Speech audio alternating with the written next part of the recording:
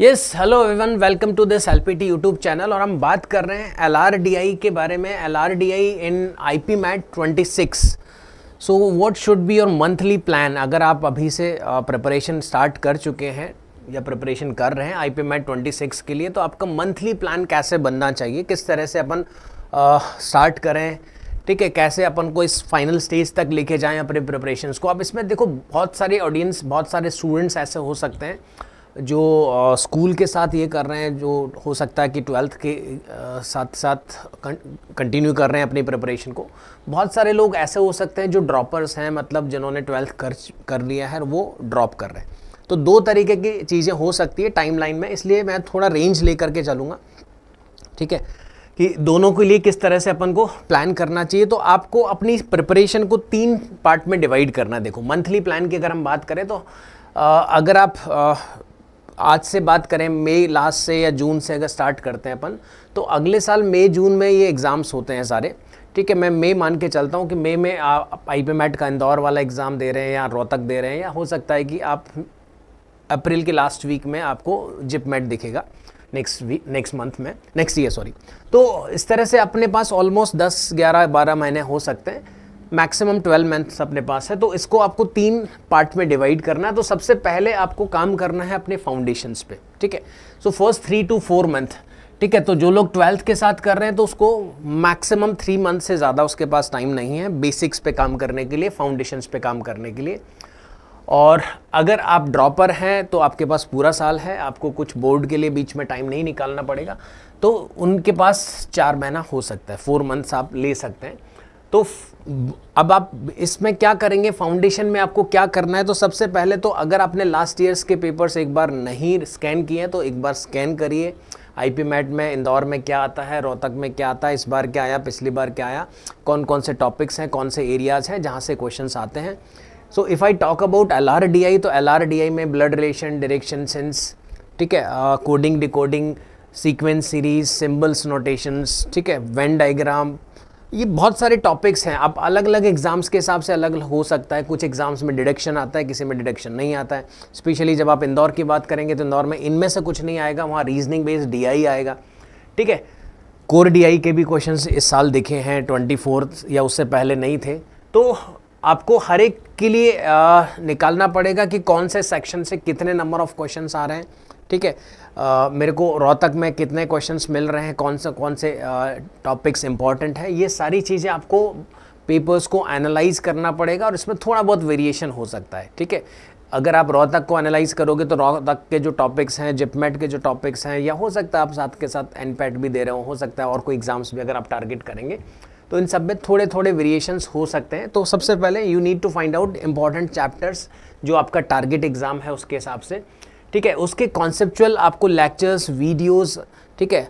तो अगर आपने कुछ क्लास अटेंड किया है कहीं, तो आपको उसके लेक्चर्स अटेंड करने हैं, उनके वीडियोस देखने होंगे, ये सारी चीज़ें आपको करनी होंगी अगले 3 से 4 महीने में।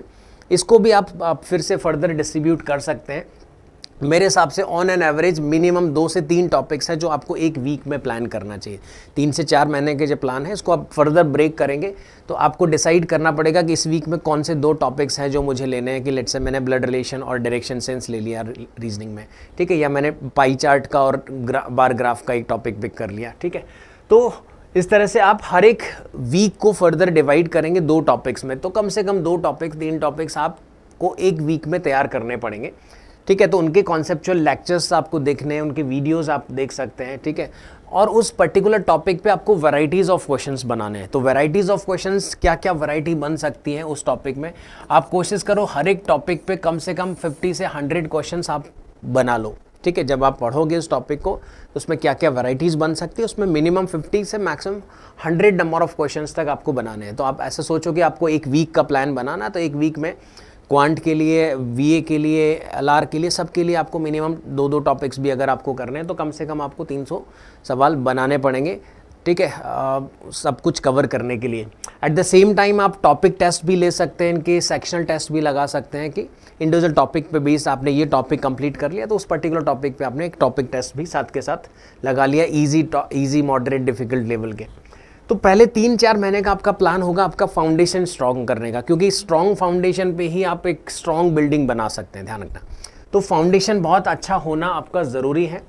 सेकंड, अगला जो स्टेज है इंटरमीडिएट स्टेज है, जिसको हम गेनिंग स्किल्स बोलेंगे, कि आपको स्किल्स गेन करनी है। वहाँ पे आपका एक बार बेस कंप्लीट हो गया, आपको बेसिक आइडिया हो गया टॉपिक्स के बारे में सब कुछ, तो अब आपको अपने स्किल्स को थोड़ा सा बढ़ाना है। तो उसके लिए आपको क्या करना है, यहाँ पे आपको मॉक्स लेने स्टार्ट कर देने पड़ेंगे, ठीक है, फुल लेंथ।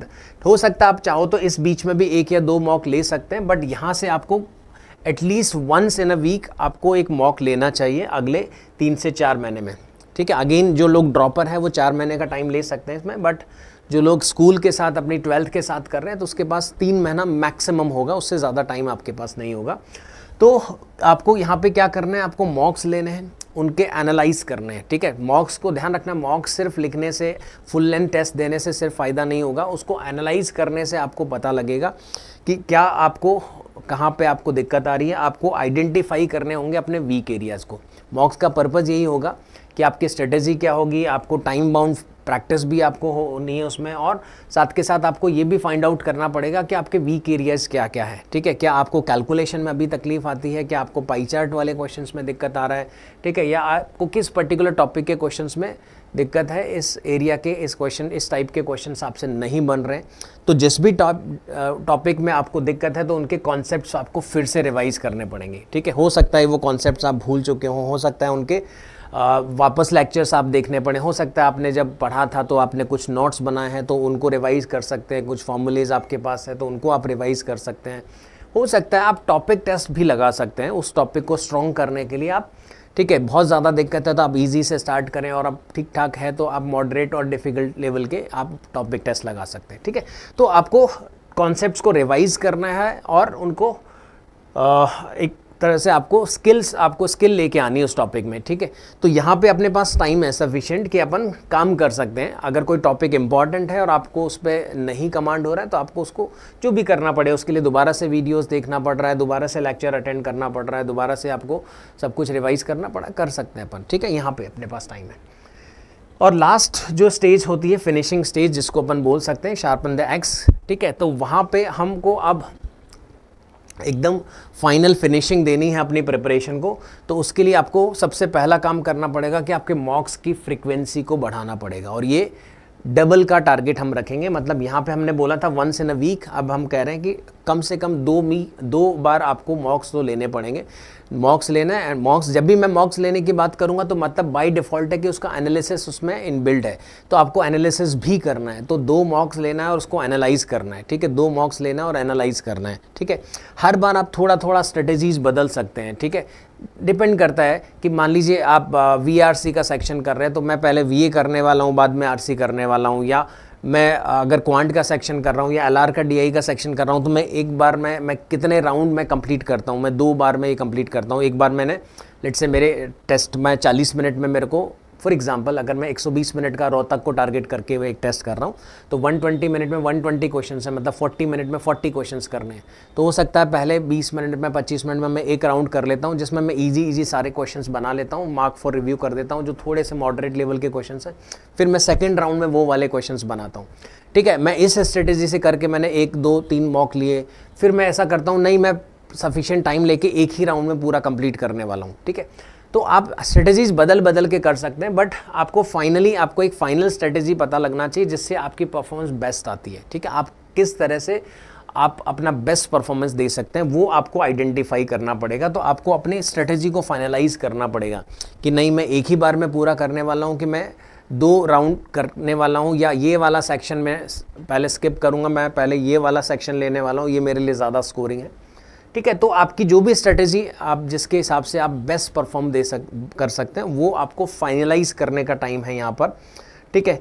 तो वो आप थ्रू आउट द टाइम फिर आगे एग्जाम्स के लिए भी वही करेंगे। और एट द सेम टाइम आपको एक और काम करना पड़ेगा यहाँ पे भी। आपको जब आप एनालाइज करेंगे जब आप टेस्ट को, तो आपको पता लगेगा कि यस ये वाली जो सेक्शंस है इसमें अभी भी कहीं ना कहीं आपको तकलीफ है, या इसके क्वेश्चंस अभी भी आप नहीं बना पा रहे हो, या इसमें कहीं कैलकुलेशन मिस्टेक्स आपकी, लेट्स से डीआई में आपकी कैलकुलेशन मिस्टेक्स हो रही है, ठीक है, या ये पर्टिकुलर टॉपिक के फॉर्मूलेज आप बार बार भूल जा रहे हैं, तो उनके आप डायरेक्टली उस समय पे क्या करेंगे, शॉर्ट नोट्स बना सकते हैं, डायरेक्ट फॉर्मूलाज लिख सकते हैं, हैंड रिटन करना है ये सब, ठीक है।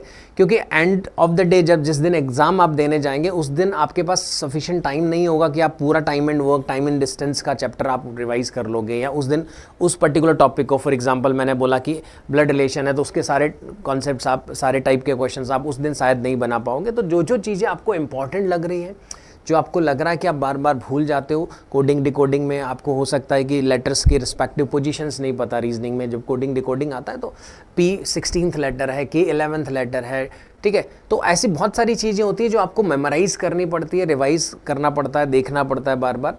तो अगर आपको ऐसा कुछ भी लगता है जो आपको एंड ऑफ द डे भी आपको रिवाइज करके जाना है, तो आप उसके साथ के साथ शॉर्ट नोट्स बना सकते हैं, अपने हाथ से लिख सकते हैं, ताकि आप उसको फाइनली जब एग्ज़ाम देने जाएं उससे एक रात पहले आप पूरा सिलेबस नहीं पढ़ पाओगे, बट आप वो शॉर्ट नोट सिर्फ रिवाइज कर सकते हो, ठीक है। तो इस तरह से अपन अपनी जो प्रिपरेशन है उसको एक फिनिशिंग दे सकते हैं, ठीक है।